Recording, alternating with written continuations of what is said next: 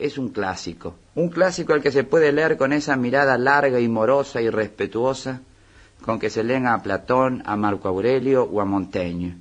Sinfonizador de un pensamiento que viene desde el fondo de las inquietudes de Occidente, repensador desde su posición marginal hispanoamericana de las ideas e intuiciones más firmes y universales del hombre, diría yo que lo que cierra para Rodó el anillo definitorio de lo que es cabalmente clásico es, no seguramente en todas sus zonas, la libertad que nos da de trabajar sobre sus soluciones, claras, hermosas, a menudo ingenuas, sin obsecuencia para ellas, y es la misteriosa fertilidad que su pensamiento tan conclusivo, sin embargo, nos asegura.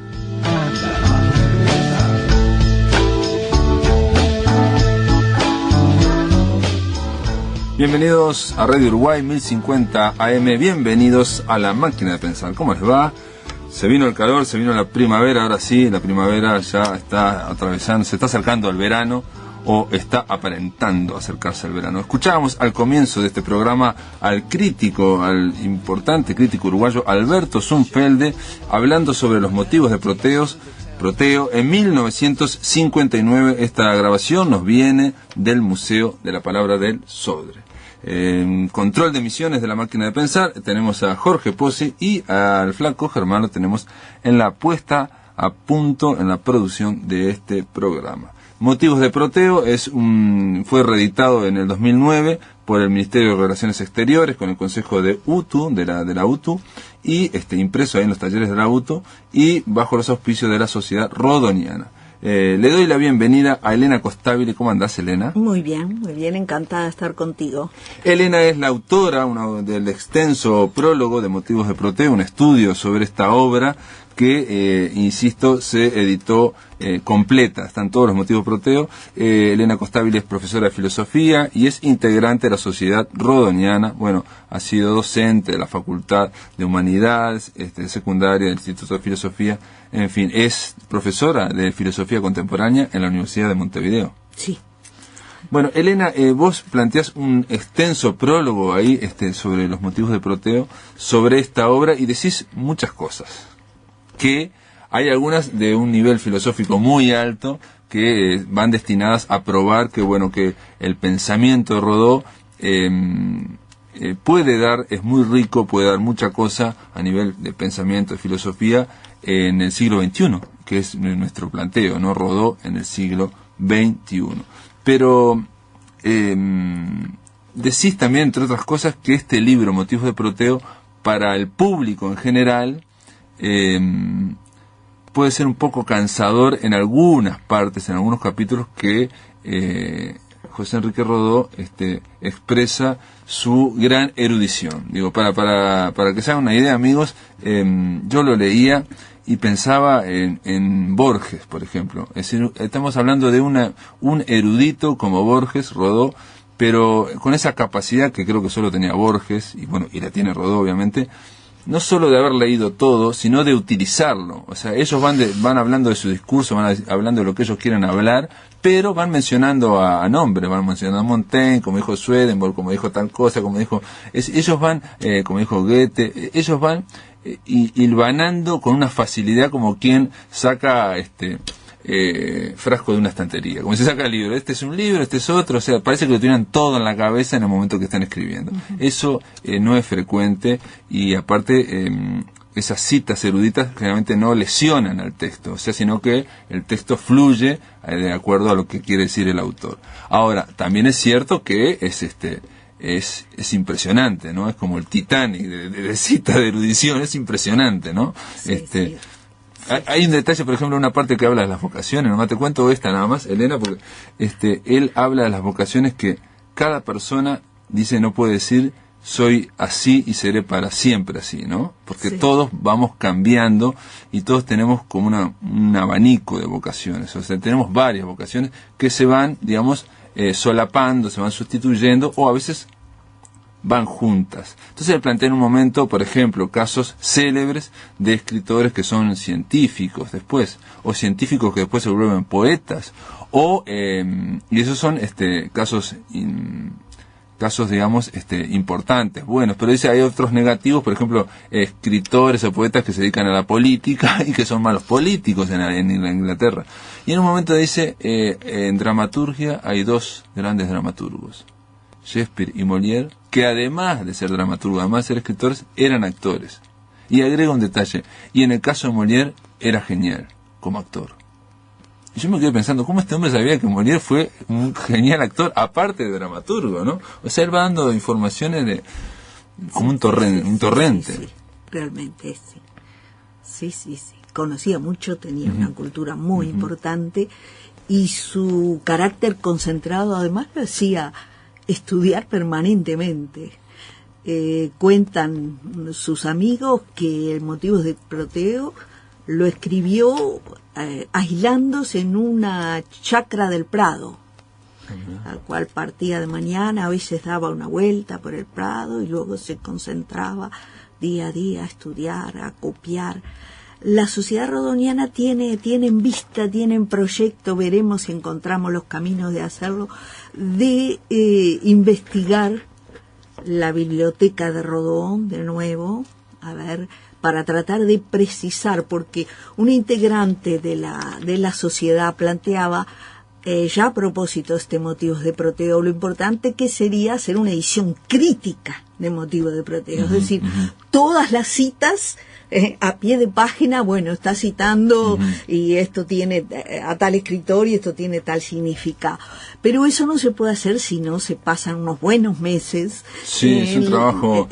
Vos planteás que, por ejemplo, una forma de leer Motivos de Proteo, que sería una forma de acercarse a este libro, sería, por ejemplo, como una guía de lecturas. Sí. O sea, siguiendo lo que leyó Rodó, ahí tenemos, sabemos que no es como leer a Borges. Yo conozco gente que leyó mucho a Borges y después lo usó de guía de lectura. O sea, los autores que mencionaba Borges los fue leyendo y sabes que son todos buenos. O sea, que Está muy bien lo que tú señalabas acerca de que cómo Rodó integra, tú lo comparabas con Borges, todo lo que lee lo vierte rehecho en su propia prosa, en el propio fluir de su pensamiento. No es la erudición como exhibición, claro, sino que es la erudición porque lo que leyó se le integró. Se le integró y lo vierte así. Yo a veces digo que algunas páginas de Motivos de Proteo parecen palincestos de otras grandes obras, por ejemplo el Zaratustra de Nietzsche, es decir, una escritura sobre otra escritura, lo cual no le hace perder a Rodó ni originalidad ni profundidad. Tiene la valía de reconocer al otro grande que estudió y analizó y reaccionó frente a él y se apartó de él incluso en muchas cosas y lo discute, pero tiene una afinidad con la cultura universal extraordinaria. Y vos hablas de poco el título, Motivos de Proteo, que digo que hay una interpretación en torno a ese título. Sí, sin duda, claro, él quiere hacer un libro fluyente, como fluyente es el dios del mar, el mar que no posa su esencia sutilísima en ningún momento, y que es Motivos, es decir, él pensaba escribir varios libros Motivos de Proteo. Es proteico, ¿no? La idea de que se está transformando y la idea de que es un libro abierto, dice, un libro vivo, ¿no? Que no termina. Sí, ¿no? En eso una coincidencia lejana en el estilo, pero no en esencia con Baferreira, que también quería hacer un libro abierto, un libro que reflejara, además de las afirmaciones, las dudas y las búsquedas del autor, ¿no? Hay una página de Fragmentario, el libro futuro. Sí. ¿No? Y Elena, vos en el prólogo planteás, yo te decía fuera de micrófonos, que en un momento, en este Motivos de Proteo, este hombre, José Enrique Rodó, se plantea esto. Dice, ¿cuán complejo problema es este de nuestras relaciones con nuestro propio pensamiento? O sea, él se planteaba nuestras relaciones, las relaciones de nosotros con nuestros pensamientos. O sea, teniendo, para empezar, una cosa clara. Una cosa son nuestros pensamientos y otra cosa somos nosotros. Sí. y tenemos Sí, relaciones con esos pensamientos. Sí. Y diciendo aparte que las relaciones a veces son como las de los hombres, pueden ser engañosas, pueden ser hipócritas, pueden ser... Entonces él habla de la necesidad de sincerarse. Y yo te preguntaba fuera de micrófono si ahí no hay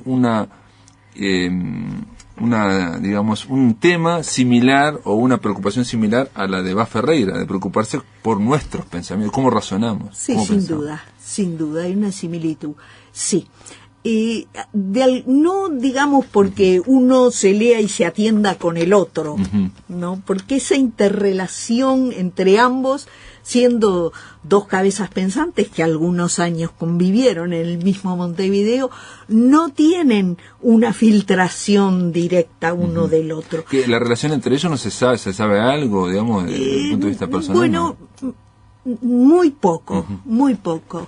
En la lista de libros que Ferreira aconsejaba a los jóvenes que leyeran, está el Ariel. Está el Ariel. Pero es curioso, yo relato también en el prólogo el tema de las dos posiciones diferentes de Rodó y de Bas Ferreira sobre el problema de los crucifijos en los hospitales. A ver, recordemos un poco este problema. El problema de los crucifijos que se dio... Se intentó, se quiso sacar los crucifijos de los hospitales se sacaron. Bueno, pero Rodó reaccionó de una forma intempestiva a través de la prensa quejándose. Sí. ¿Y por qué? Sí. El planteo de Rodó fue muy profundo. Rodó no era creyente, ¿no? Era un agnóstico, no era creyente. Lo que reivindica es la figura humana de Cristo. Y él veía en ese afán de sacar los crucifijos de los hospitales un acto, si se quiere, mezquino, de negar la dimensión de ese hombre, de ese ejemplo de humanidad, ¿no? Es decir, hay entrelazados dos elementos. Todo el proceso de secularización que estaba llegando a separar la iglesia del Estado. Entonces el Estado separarse y no tener ningún vestigio de la iglesia. Ahí está. Pero en ese proceso, que podía ser liberalismo de buena ley, en el sentido de no condicionar la conciencia de ningún individuo, a eso le llamaba Rodó liberalismo de buena ley, respetuoso de la conciencia de cada uno. Rodó captó que se estaba desposeyendo de valores al cuerpo social. Vio mucho más lejos. O sea, no pensó, de lo digamos, que se discutía en ese momento. No pensó, digamos, en los pacientes, digamos, los derechos de los pacientes a tener o no tener un crucifijo, sino que pensó, digamos, en el mensaje que se estaba dando al cuerpo social en torno a la figura de Cristo, de Claro, Jesús. porque, por ejemplo, ¿quién dice puede querer sacar el busto de Sócrates de una sociedad de filósofos? O el retrato de Varela del aula de una escuela, dice. Porque ahí hay, en esas presencias, en esos símbolos, hay un reconocimiento social. Histórico, digamos. Histórico, ahí está, y de la sociedad, a esos valores, a lo que significaron esos hombres, sus trayectorias, los valores que aportaron. Pero eso no significa que todo el mundo deba adherir a ellos, ¿no? Porque si fuera así, no podría haber ningún reconocimiento, ningún monumento, porque qué monumento, qué busto, qué recuerdo no está teñido de una cierta, digamos, no neutralidad, siempre un sesgo interpretativo. Claro, digamos, todo recuerdo es debatible, digamos. Lo sabemos por el pasado reciente, nosotros, vaya si lo sabemos, toda la historia puede ser debatida y sobre todo cuando está cercana. Claro. En el caso de era como, la idea era que no se imponía el cristianismo a los pacientes, sino que era una marca histórica, digamos. Ahí está, un testimonio de ese. ¿Y Bas Ferreira qué decía? Bas Ferreira dice su posición, lo dice... Un detalle, le digo, la polémica era entre Rodó y Pedro Díaz, ¿no? Y Pedro Díaz. Pedro Díaz decía que no hay que sacar todo, punto. Y ganó Pedro Díaz, digamos. Y ganó Pedro Díaz, era, el vallismo sacó todo. Digamos, escudero de Valle en este asunto. Bas Ferreira sería la tercera vía después. Sí. él dice cuál es su posición en un banquete que se le ofrece a Pedro Díaz, y va Ferreira es quien lo ofrece al final, quien hace la oración, la retórica, el discurso final. Y ahí alude a una polémica que, calculando los años del banquete y todo eso, uno ve que es la polémica de los crucifijos, pero ni cita a Rodó ni cita el contenido de la polémica. Entonces, lo que planteaba Ferreira es que en los hospitales estén todos los símbolos religiosos, y según lo que cada enfermo quiera, se lo va y se lo pone en la cabecera. Claro que si el paciente de la cama número 1 plantea que es budista y quiere poner algo, se pone. O si quiere la Virgen María, o se pone, o sea, que cada uno, o el que no quiere nada, es la famosa tolerancia de los derechos individuales, digamos. Pero claro, ahí se marca bien el sesgo individualista, como buen liberal que era Bá Ferreira, y el sesgo, diré, comunitarista, por relación al actual comunitarismo, ¿verdad?, que no conoció sin duda Rodó, el hecho de que Bá Ferreira ve el cuerpo social como asociación de individuos, mientras que Rodó ve el cuerpo social como una naturaleza espiritual que se desarrolla, ¿no? Hay ecos hegelianos también acá, ¿no? Hay ecos hegelianos. Y también está pensando en un discurso social, capaz, ¿no? Claro, o sea, en categorías de discurso social. Claro, ¿no? Rodó va de lo social a la persona, y Bá Ferreira va del individuo al cuerpo social, ¿no?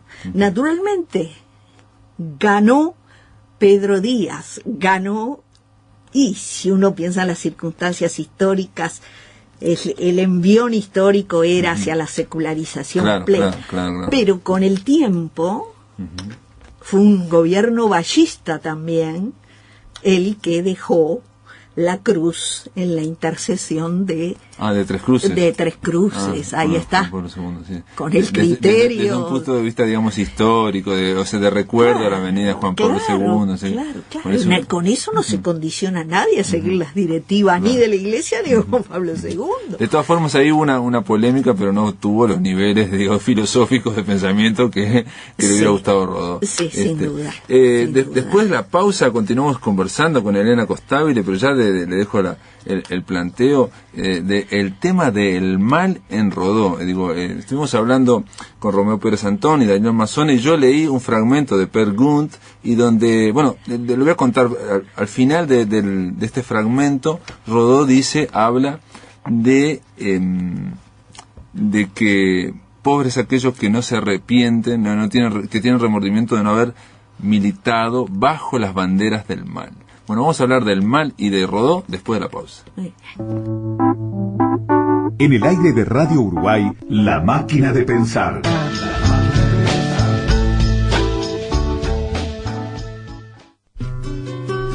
El Día Internacional de los Derechos Humanos será una fiesta. Celebremos juntos la Mesa para la Paz, el 10 de diciembre a las 17 horas en la Plaza de Pan de Azúcar. Mesa para la Paz, la dignidad que nos compromete. Convocan Ministerio de Educación y Cultura, Intendencia de Maldonado y Gobierno Municipal de Pan de Azúcar.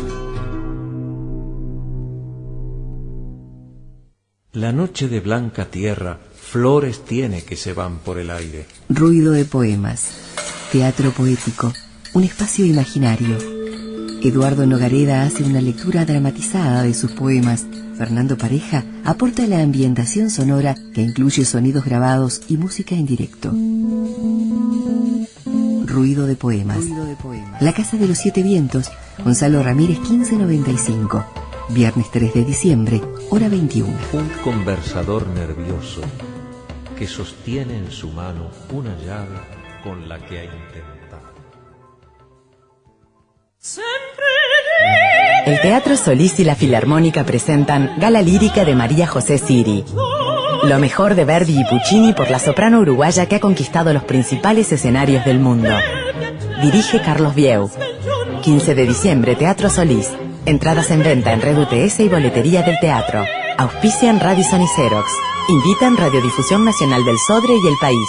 Realiza Departamento de Cultura de la Intendencia de Montevideo.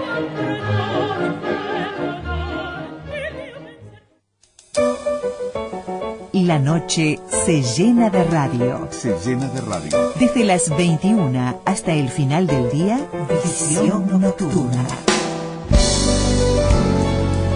La noche de Uruguay en plena luz. En plena luz.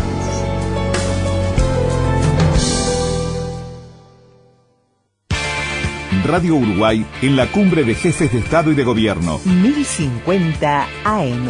Informe Nacional transmitirá los principales acontecimientos de la 20ª Cumbre de Jefes de Estado y de Gobierno que se desarrollará el 3 y 4 de diciembre en Mar del Plata, Argentina, con nuestra enviada especial, Verónica Arellano.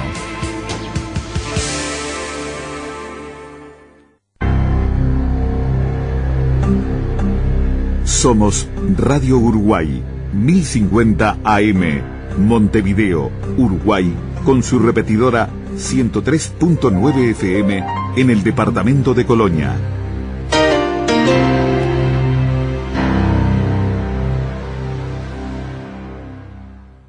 Atención, charlas, entrevistas o columnas que te perdiste o que querés volver a escuchar, las encontrás en el blog de La Máquina de Pensar. Ingresá a piensamáquina.blogspot.com y bienvenido al corazón de las palabras. Continuamos aquí en La Máquina de Pensar con Elena Costabile, muy entusiasmado con Rodó. Yo le contaba que, bueno, escuchamos el lunes un tema de los olimareños, el último disco, que se llama Per Gunt, Preguntas por Per Gunt. Es de Rubén Lena, con música y letra de Rubén Lena, pero la letra de Lena, el poema de Lena, está como extraído, como si fuera sacado de algunas pequeñas frases del capítulo 25 de Per Gunt, de Motivos de Proteo, donde precisamente se da una especie de anáfora, se va repitiendo ese: soy la canción que debiste entonar en la vida y no entonaste, por más que empinada en el fondo de tu corazón yo esperaba una seña tuya, soy las lágrimas que debiste llorar y que nunca asomaron a tus ojos, necio eres si creíste que por eso la felicidad está contigo, soy los pensamientos que debieron morar en tu cabeza, las obras que debieron tomar impulso en tu brazo, los bríos que debió alentar tu corazón, en fin. Y se habla, obviamente, Per Gunt es una obra de teatro de Henrik Ibsen, donde se habla de este personaje Per Gunt, que recorrió el mundo lleno de la mente de sueños de ambición, pero falto de voluntad para dedicar a algunos, y ya llegó a su final, llega al fin de su jornada, los cabellos rubios ahora son blancos, y lo detiene el fundidor supremo, que le pregunta: ¿dónde están los frutos de tu alma, Per Gunt? Porque aquellos, dice Rodó, aquellos que no rinden fruto deben ser refundidas sus almas en la inmensa hornaza de todas, que es la eternidad de la nada, deben ser vueltos a la nada.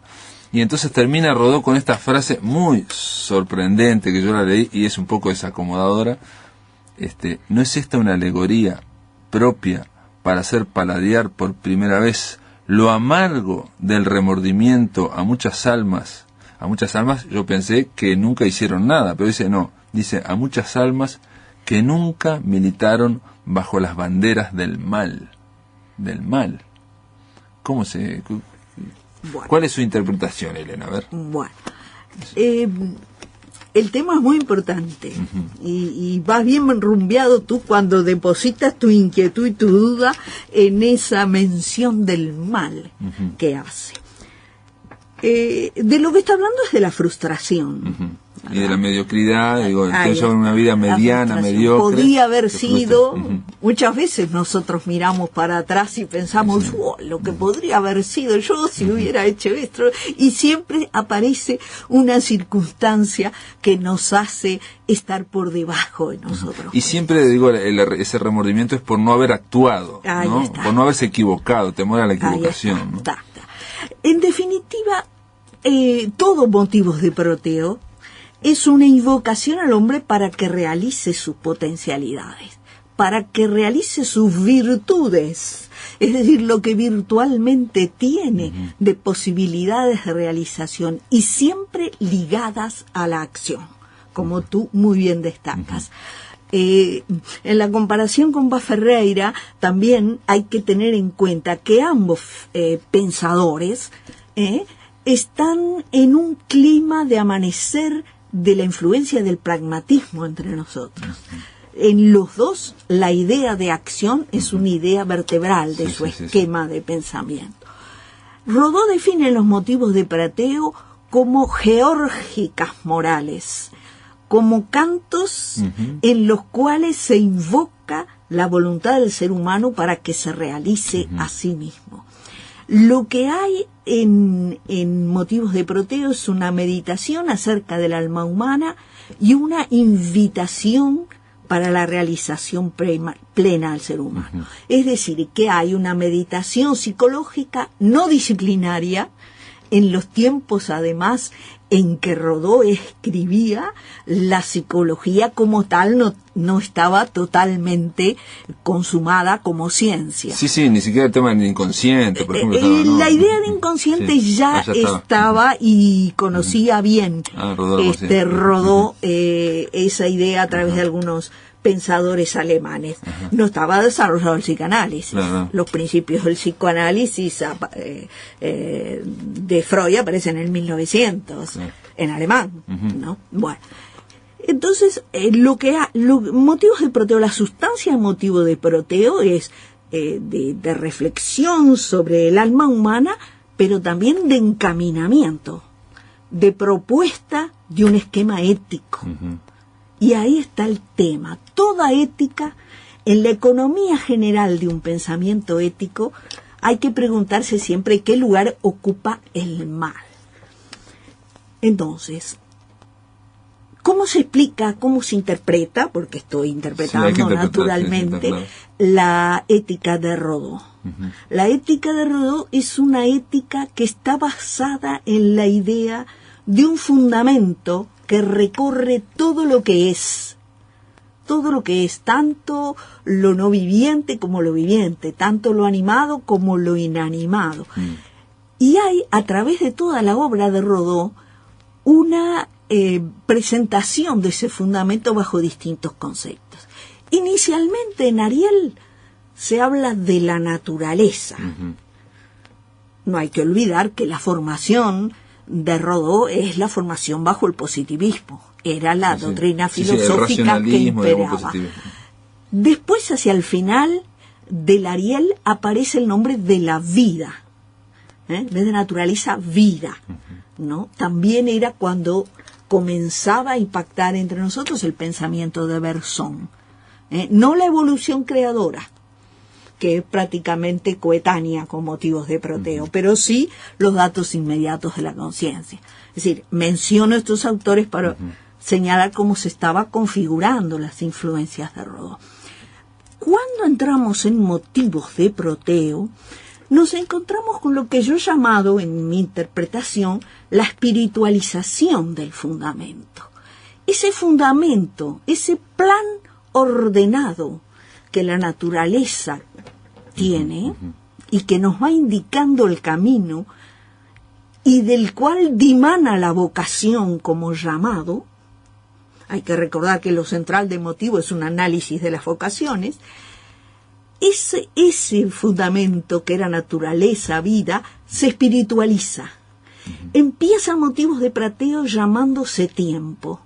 El fondo de la realidad es tiempo, continuo cambio, tanto en los hombres como en las cosas, dice Rodó. Y a medida que avanza motivos, esa espiritualización llega a bordear la idea de trascendencia. De Dios. Él se pregunta si detrás de esa fuerza, digamos, que impulsa todo, es una fuerza ciega o si tiene un pensamiento. Ahí está, si es de naturaleza espiritual. Y finalmente el último nombre del fundamento, en el corazón mismo de motivos de Prateo, es el amor. Es el amor. Esto hay que compararlo, por ejemplo, con un autor que mucho estudiaba Rodó, que es Nietzsche.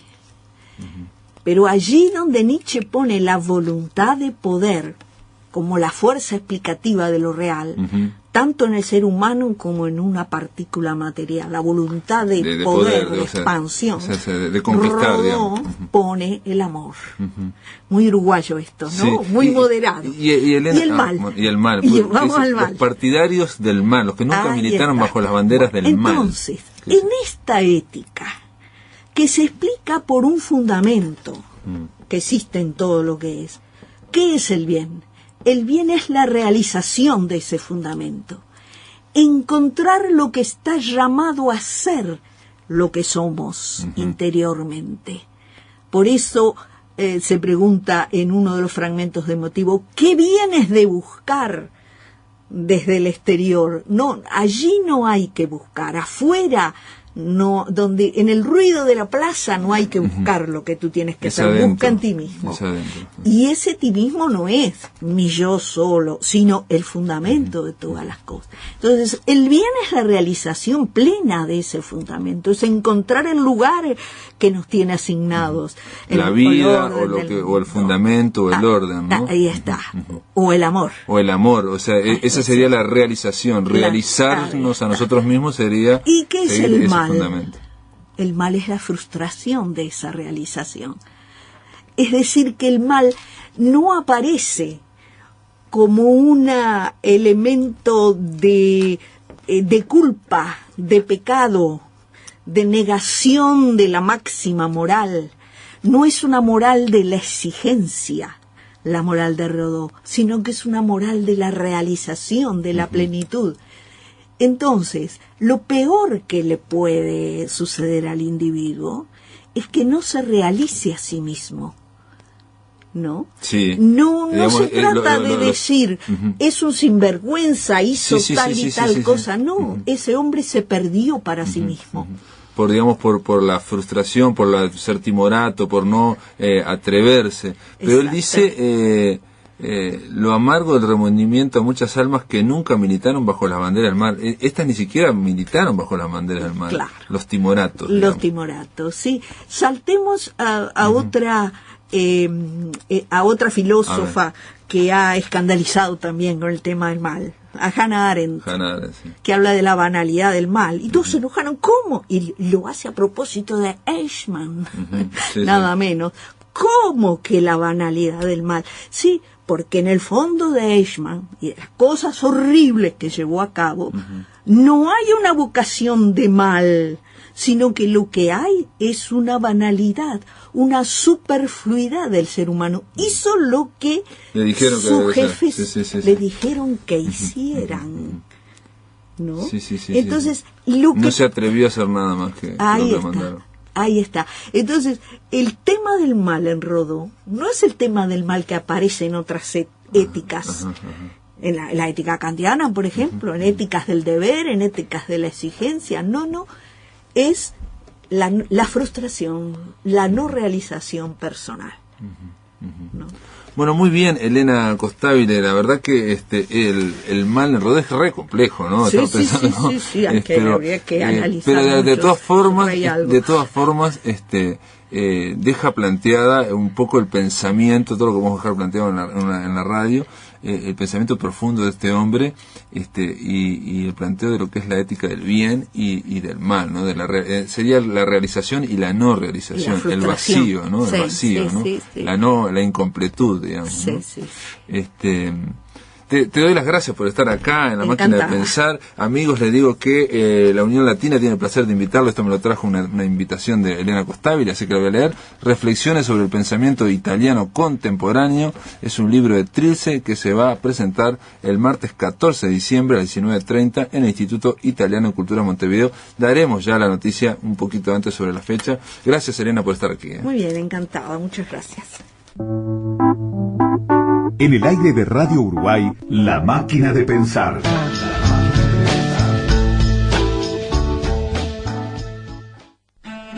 Actividades del Sodre en el mes de diciembre.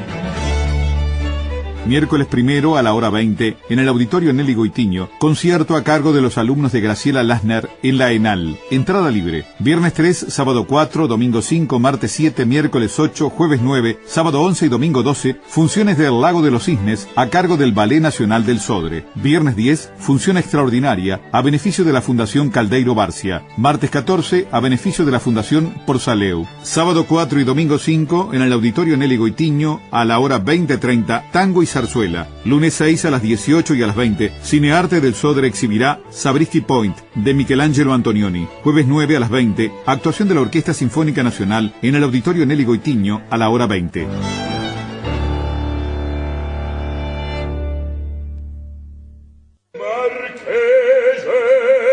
Lo invitamos a asegurar su lugar en el Teatro Solís para disfrutar de la nueva y exitosa temporada de ópera 2010-2011 en directo desde el Metropolitan Opera House de Nueva York.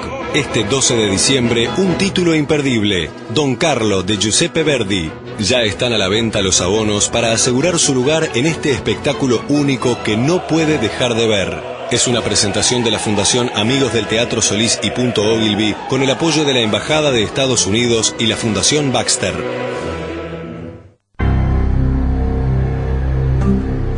Somos Radio Uruguay, 1050 AM, Montevideo, Uruguay, con su repetidora 103.9 FM en el departamento de Colonia.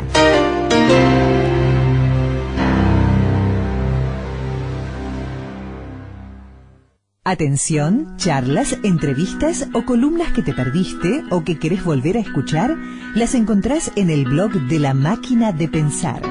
Ingresá a piensamáquina.blogspot.com y bienvenido al corazón de las palabras.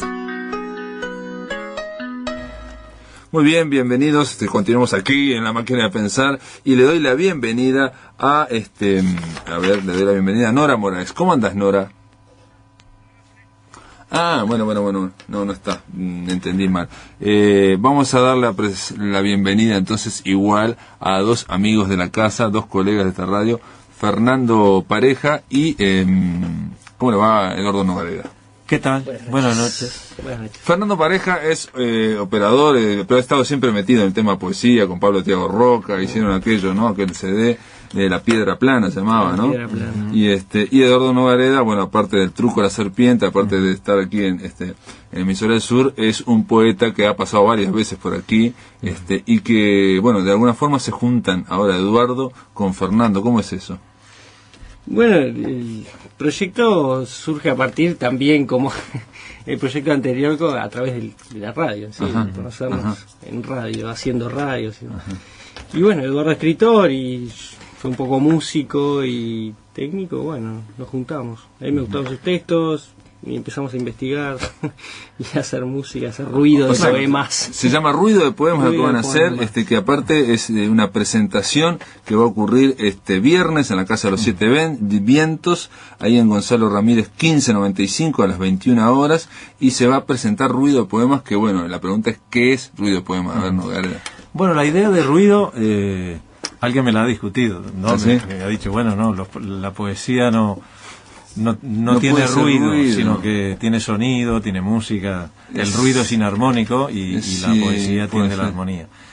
Yo lo hago, en fin, la denominación, bueno, los dos la hemos puesto, esa denominación con Fernando, es un poco irónica, por un lado. Yo te iba a decir, conociendo tu poesía también, arranca de un punto de desmitificador, ¿no? Claro, sí. Y después, bueno, porque la intención nuestra es que a los poemas que trabajamos se le incorpore, entre justamente, el ruido, o los ruidos de la vida, de la calle, de la casa, ¿no? Sí. Esa es digamos, una de los papeles de Fernando Pareja, ¿no? En cuanto a técnico de sonido, encargado también aquí en Radio Uruguay, bueno, en las radios del Sodre, de la parte artística, ¿no? De las tandas, de todo lo que ustedes escuchan, de los programas, de las cortinas, pero en este caso, ¿cuál es tu papel, Fernando? ¿Es para embellecer o para hacer ruido? Bueno, no tengo muy claro todavía, pero muy bien. Pero el trabajo ha sido de grabar con Eduardo, editar entre los dos, y con Marina hemos estado trabajando en eso, ha sido en ese aspecto un trabajo en conjunto, es decir, y poniendo ideas, ¿no? Eduardo también ha hecho música, yo también he hecho música, hemos hecho ruido los dos, Marina, la esposa, también ha puesto su voz para para el disco, y lo hemos hecho así, casi sin darnos cuenta, es decir, ha pasado un año. Claro, fue un trabajo que hemos estado haciendo, bueno, lo hemos hecho en mi casa, ¿no? Sí, empezó a... Fue un trabajo que no lo hicimos en un estudio, en un estudio formal, sino en casa. De alguna manera eso predispone más, me parece, para el tema del ruido, de los ruidos, digamos, ¿no?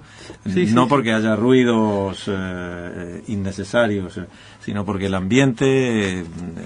Yo pienso también, escuchando ruidos de poema, también pienso que puede ser, digo, una interpretación, es un poco sacar la poesía del sitial ese, desmitificarla y acercarla al ruido de la calle. ¿Les parece si escuchamos algo, por ejemplo, Trabajos? Sí. Bueno.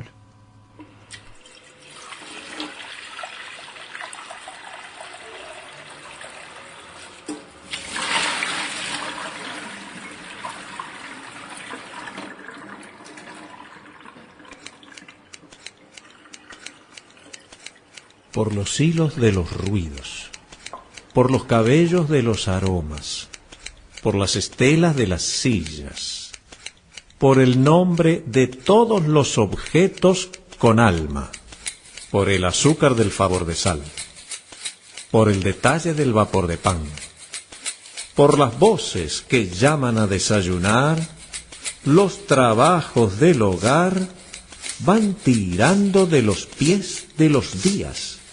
Los van sacando de su sueño y los suben a esos árboles que se ven por la ventana.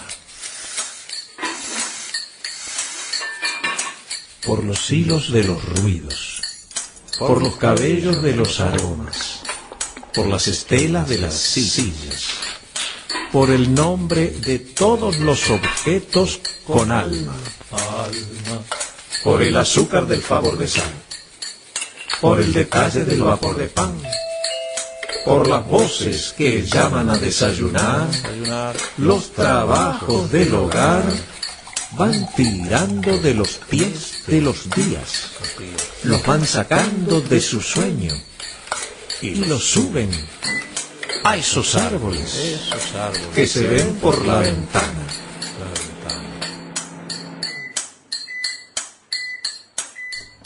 Este es Ruido de Poemas, este es Eduardo Nogareda y Fernando Pareja ahí en esta grabación, hecha en la casa de Eduardo, hecha, digamos, de una forma casera, valga la expresión, ¿no? Pues si está hecha en la casa es casero, ¿no? Fatto in casa. Claro, fatto in casa. Los italianos. ¿Y qué van a hacer este viernes? ¿Qué van a hacer el viernes en la Casa de los Siete Vientos, ¿no?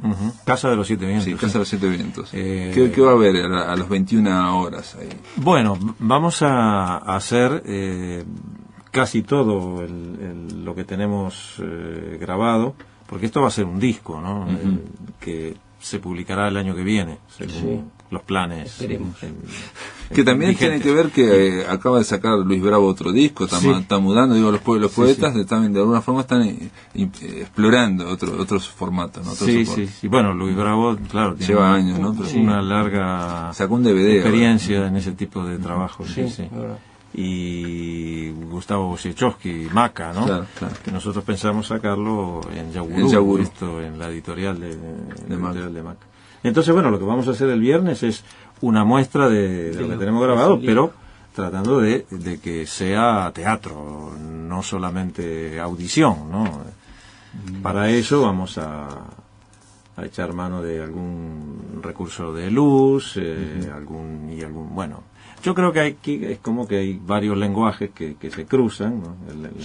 El textual, o sea, la palabra, el lenguaje sonoro, que es el que trabaja Fernando, y el lenguaje gestual, que sería lo que sobre todo me toca a mí, ¿no? Aunque él también está allí, estará visiblemente, digamos, su trabajo también será visible y formará parte de la puesta Ajá. Fernando, me decías fuera del micrófono, digo, que el ruido, este CD, este disco que fue originalmente grabado en la casa de Eduardo Nogareda, al ser grabado en una casa, no ser grabado en un estudio, bueno, tiene otro tipo de textura, obviamente menos controlado es el sonido.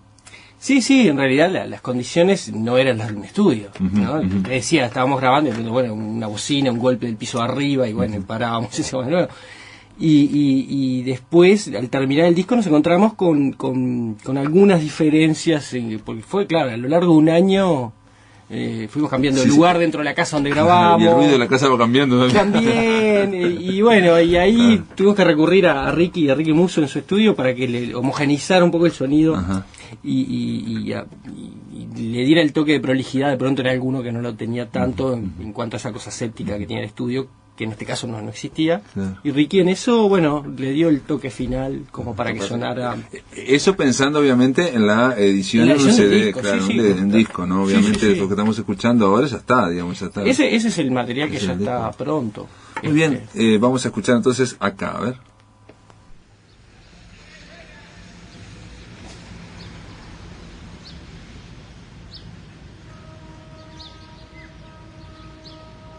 La palabra bruja del jazmín enlaza la atención y uno se distrae. Así es que no se ve a tiempo el colmillo del animal sobre el brazo de la tarde. Ya se hundió y no dolió. El espacio es canino, pero una paloma pasa. Al cerrar los ojos, atacan al corazón desnudo estas ganas blancas de plantar pinos y construir pianos. Es lo que quería decir.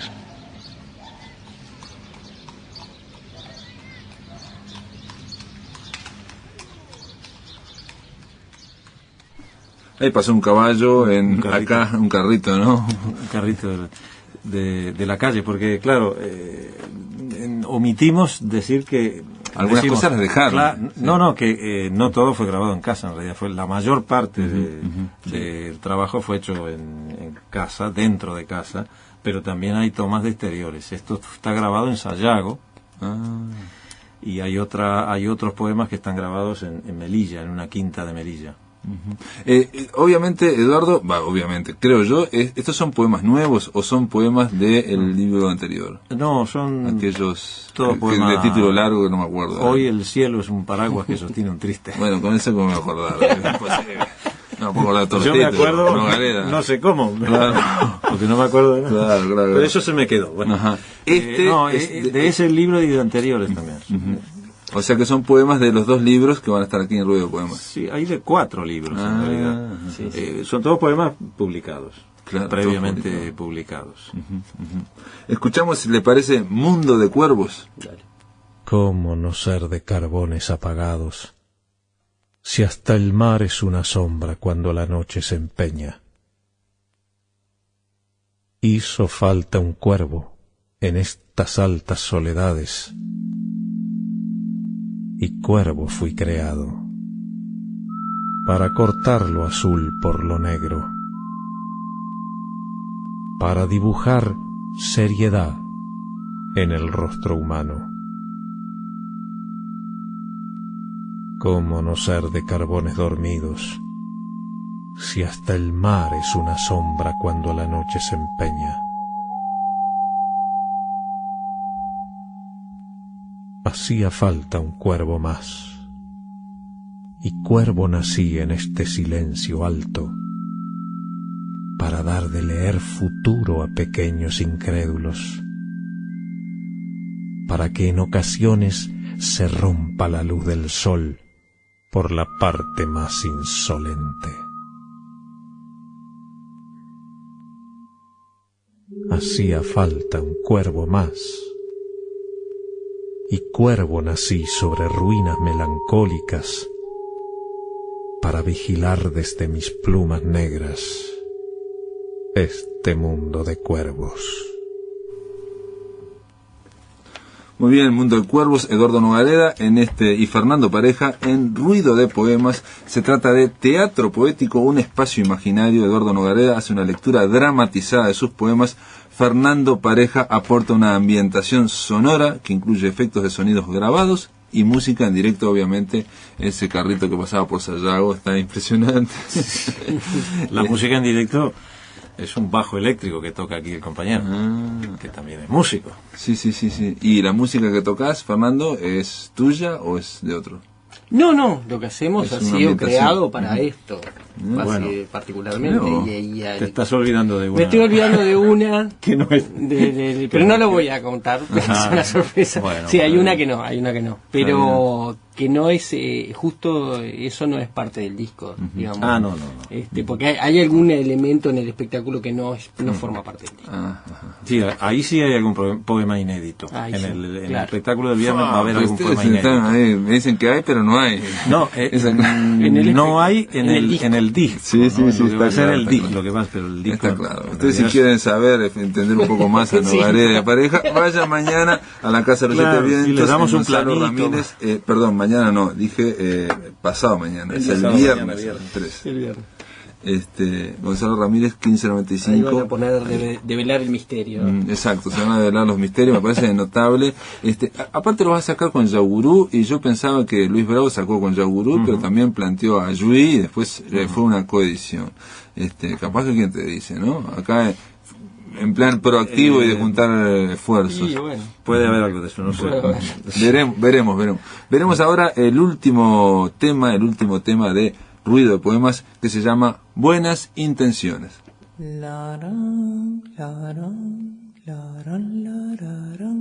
Aire inmóvil y sólido como un pan ácido. Del techo de las moscas cuelgan trozos de silencio puestos a secar. La realidad es que he venido hasta esta vieja estación de trenes nocturnos a esperar. Intuía que a un sitio como este tenía que venir una mujer así, con un sombrero azul así, y esos labios, que ha perdido un zapato, que ha perdido el tren, que ha perdido la calma. Yo puedo llevarla, señorita, hasta la cara oculta de esa montaña.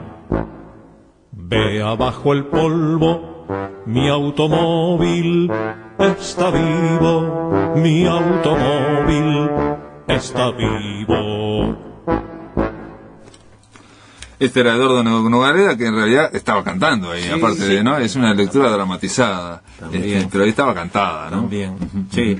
Bueno, y en la presentación que vamos a hacer el viernes en directo hay un tema cantado completo, digamos, hay una canción, mezclada con un poema. Este es un fragmentito de poema cantado. Bueno, les doy las gracias por estar aquí, está hecha la invitación. Me parece notable que un editor, un experto en sonido como Fernando Pareja se haya hecho una especie de coalición aquí con Eduardo Nogareda, un periodista cultural, un gestor cultural, y también un poeta que aparte no es un poeta solo de libros, sino que sabe andar la calle, ¿no? Queda mal esto que les diga, pero parece que sí, ¿no? Es así. Usted me entiende. Gracias, Eduardo, gracias, Fernando. Gracias. Amigos, le doy la bienvenida a Andrés Echeverría. ¿Cómo andás, Andrés Echeverría? ¿Qué tal? ¿Cómo estás? Un gusto, Pablo, comunicarme con vos. Un libro, un abrazo, se lanzó este lunes 29 de noviembre en la Intendencia de Montevideo, una nueva etapa de Un libro, un abrazo. Obviamente está vinculada a la Biblioteca Nacional, está vinculada a la Intendencia de Canelones y de Maldonado. Te estamos llamando a vos, obviamente Banda Oriental también está vinculado. ¿Para qué es Un libro, un abrazo? ¿Qué significa esta nueva etapa? Sí, en principio es una iniciativa de la Intendencia de Montevideo, específicamente el Departamento de Discapacidad, la Biblioteca Nacional y Banda Oriental. En esta nueva etapa que se relanzó a partir de este lunes, se suma la Intendencia de Canelones, la Intendencia de Maldonado y la Intendencia de Artigas.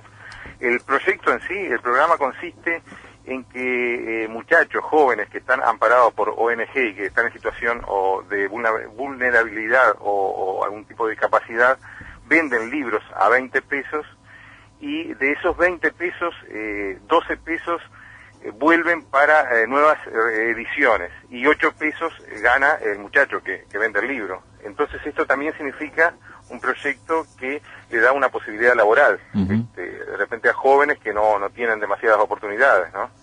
Ha sido un éxito desde todo punto de vista, incluso en lo que tiene que ver con el incentivo económico de los muchachos que venden.